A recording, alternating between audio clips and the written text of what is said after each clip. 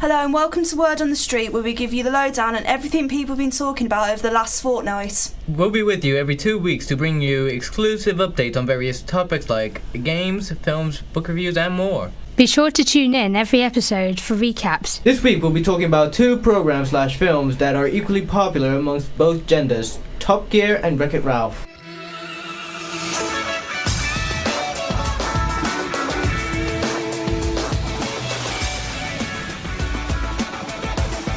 So the new series of Top Gear was actually on between January and March, but Top Gear is played so often we hardly even need to worry about that. I seriously have no idea most of the time whether I'm watching a new episode or not, or what order they're in. Top Gear is something I've been a fan of for quite a long time now, I'd say. Though, like I said before, as we're played so often, I can never know which episode's which. Yeah, sometimes I see an episode that I haven't seen before, and I go, oh, it must be a new series, and it turns out it was like 2002 or something. As we all know, Top Gear is a pretty much plotless TV show. Just a load of random With experiments that you can't predict whether they're going to go right or wrong, but you'll get a load of comedy from it. Especially when they prank each other, though. I love the banter that goes on between them. My favourite thing about Top Gear is how the 3 men behave with each other. They don't look like grown men, do they? Well, one of my most favourite parts about Top Gear is when they go away to other countries around the world to do those challenges. Yeah, they're the specials, aren't they? Yeah, like the one in Africa though, where they had to go through the soul pans. It was actually very funny. I think in that one they went over these ridiculously dangerous roads and they got stuck about 3 feet or something in mud, and then there's always just these natives or some people who just happen to be close by and come along when they were clearly probably arranged by the producer or something, but they make it look like they happen to be there. That's the thing, they're very natural about what they do. It just seems like improvisation purely. That's what's so good about it. I like the programme where they were trying to make cars/boats, if that makes any sense at all. Not that it did, it didn't make sense when it was on the screen. They're trying to make cars that could float on water so they could swim the Channel of France. It was absolutely hilarious because at first it seemed like the plan was going to work because, you know, they come up with some clever ideas, cleverish technology, that kind of thing. It was one of those things where it seems like it's going to work, but then it's just doomed to fail. I just remember it being really funny. It all dragged out for ages, and then I think there was a Jaws theme tune at one point. So, what's going to happen next? It was just, it was funny. Jeremy's car was actually the only one to actually float. Oh, I thought it was James May's. I knew it was one that two, put it that way. It was James May and Richard Hammond that kind of failed. Yeah. But I think one of my number 1 favourites would be the Amazonian special, the one through the Amazon. Is it the one where they were going all the way through the Amazon in their cars and they had to get their cars across the Amazon on rafts? It's not just on rafts, but they also had to go through a ravine, and also go through one of the world's most dangerous roads, Death Road Highway. Yeah. Of I think it's in Bolivia. However, it is very narrow. Yeah. It has a huge steep cliff. So one false move. Well, that's the thing. They're not afraid to take a risk, you know. What they want to do is give us a good programme, and they'll go for a challenge, which I think is quite admirable. I think some of the greatest people on it are people who aren't even on camera. I mean, the people behind scenes who decide what they're going to do. They just give them the most ridiculous challenge. And sometimes they make them seem easy. Like, in the latest series, there was the one where they had to find the source of the River Nile. And they looked on the map, and there was this huge place that is commonly known to be the source of the River Nile. But when you think of it technically, it isn't. So they had to travel like thousands of miles to find the source of the River Nile, and in the end it turned out to be a tiny puddle halfway up a mountain somewhere. Oh, God. I think they're thinking to themselves, what sort of challenge is this? Are they trying to purposely kill us? That's the main intention, is for comedy, and trust me, you get it pretty much every episode. Yeah. In the new series, the one episode that really stood out for me was, I think it was the very first, actually, of the new series. It was where Jeremy had invented this new car, and he decided to test it out because I think James May and Richard Hammond were just like, oh my God, that is ridiculous. What the hell? Why would you even have a car like that? I remember them just thinking that he was being really stupid about it. He decided to try and prove them wrong by testing it out. Basically, the car is literally like a 1-seater, and I think it kind of fits around your body or something like that. Your arms are in the open air. Getting soaked if it's raining. And it was raining as well. He drove it out onto the motorway. Yeah, he was like trying to drive it through libraries, town centres. He was giving good examples about why it could be quite a useful car, because you don't have to necessarily get out of it. You can just drive through a library, that kind of thing. But he gave all these good reasons, but then it turned out they were all flawed. Like he said, you can get it on a train. Then it turned out they'd have to alter the design of the train to be able to do that. Yeah, which they wouldn't do because it was ridiculous. If they were to trouble the train companies, the train makers, that would cost a lot more money for the train makers. Then inventing a silly little car that's just not even a proper car. What the most funniest thing was, Jeremy then decided to enter a program called Dragon's Den. Bear in mind, I love that program. That's within the episode. He showed the car, said everything that it does. I got him in front of the judges. It did look like just a piece of. What I love is their faces. They looked at it. They're like, Jeremy, this is the cleverest I've ever seen you, but it is ridiculous. It's so funny. But yeah, they just completely slated the car, and obviously it never went on the market. So that proved James and Richard's point that it was a ridiculous idea. And I love that episode. I thought it was a great start to the new series, definitely. Now we're going to be talking about Wreck-It Ralph.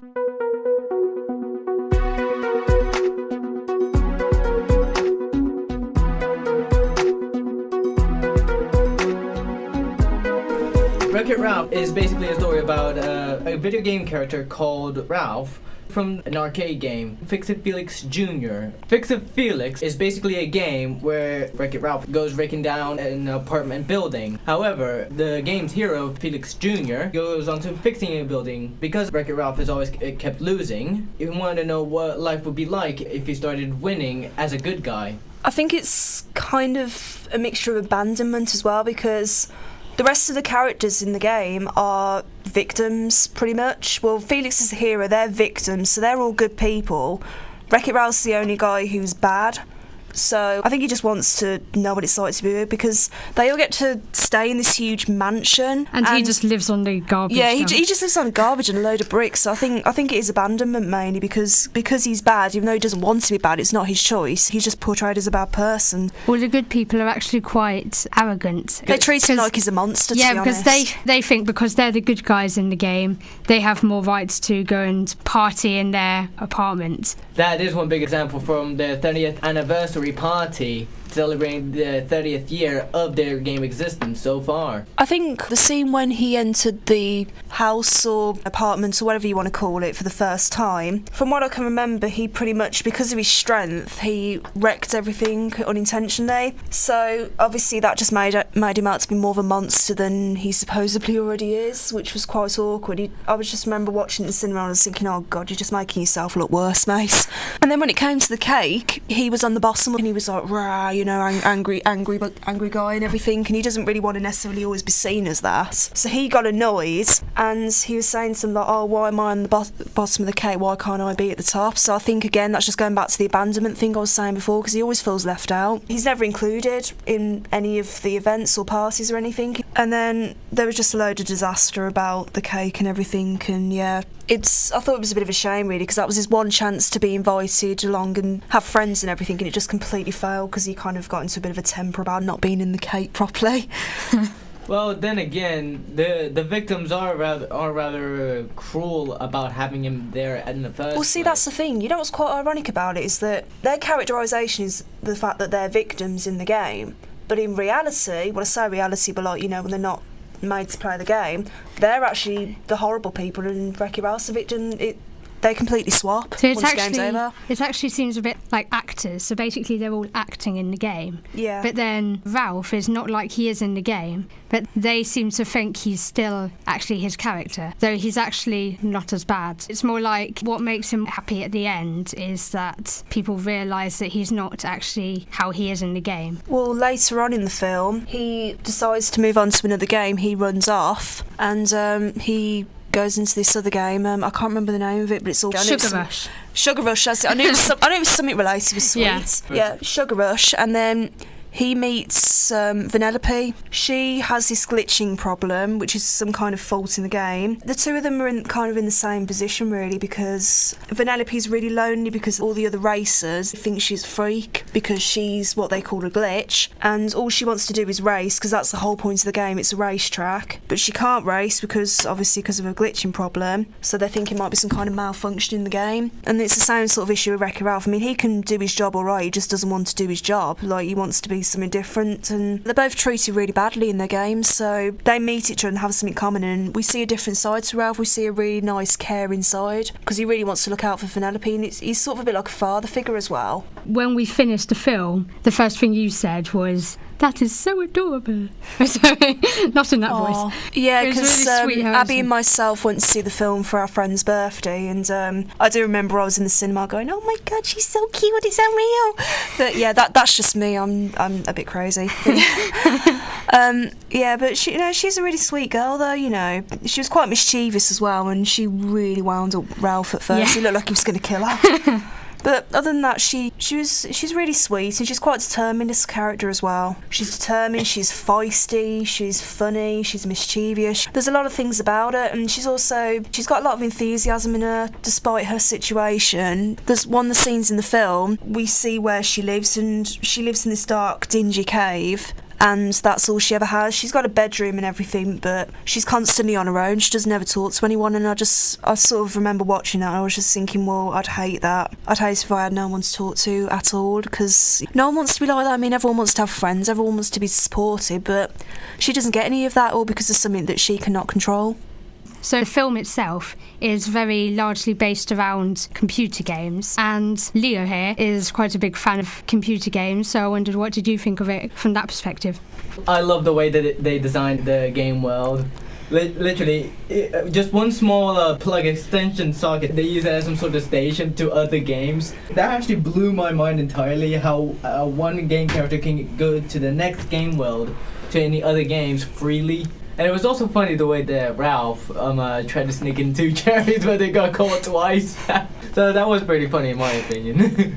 Yeah, I agree, to be honest. I just love the fact that they contain typical game characters, such as Sonic and Mario. Yeah, I was going to say, I love that they just made these random little appearances just for 1 second, but they were still there for all the people who love computer games. I think that makes the film quite memorable as well, and that could really encourage people to watch it, because I'm sort of a fan of computer games, but I'm mostly into fantasy games more than anything, and that had some characters that I like from some fantasy games. But even then, different people are going to be into a different range of games, so I think that film in particular could appeal to quite a large audience if you think about it. That is a true fact. The games these days are either fantasy or what they say, first-person sort of games. But I prefer the classic games like Pac-Man, for example. Oh, I love Pac-Man. Yeah, top game. Who didn't love Pac-Man? So anyway, another thing I thought was really clever was that all the different games all have different styles. Like Fix-It Felix Jr. is really pixelated, but Hero's Duty is really high definition. And I like how when they left their game, they went into more definition. So they looked slightly more like each other when they were all in the big community base. I do like Hero's Duty, though, the way it went out. Yeah. It is quite funny how Felix Jr. fell in love with one of the characters from Hero's Duty. I can't remember her name, though. Even though her story is based on a tragic past, it is quite funny most of the time. And it's funny how she almost seems to have no soul at the beginning. She's just tough. I just think the height difference between her and Felix is hilarious. And then she suddenly seems to soften up later on. It's quite funny. And then returns Felix with a huge kiss. Wow.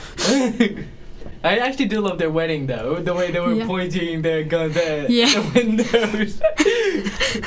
It's such an unusual film, it really is. I never would have thought anyone could make a film like that.